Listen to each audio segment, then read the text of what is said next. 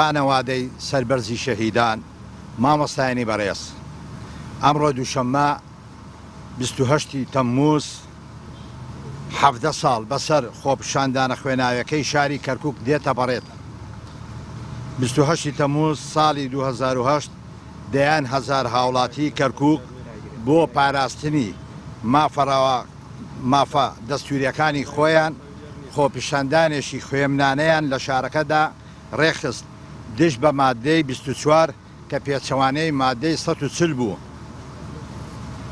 تایبەت بە شارەکەمان مامۆستایانی شانبەشانی چین و توێژەکانی ئەم شارە بەرگریان کرد لە کوردستانی بوونی ئەم شارە و بوون بە شورایەک بەڕووی ئەو کەسە و لایەنانەی هەوڵی سرینەوەی ناسنامەی شارەکەیان دەدا و کاریان دەکرد لە پێناو دابڕینی ئەم شارە لە خاچی کوردستان و دژایەتی مافی ڕەوای گەلەکەمانیان دەکرد لەسەر خاچی خۆی.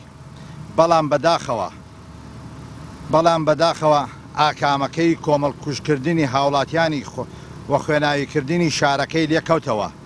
لە نێو ئەو قوربانیانەدا 9 مامۆستا لە کۆی 24 شەهید 9 مامۆستای تێدا بوو کە شەهید بوون و دەیان برینداری لێکەوتەوە.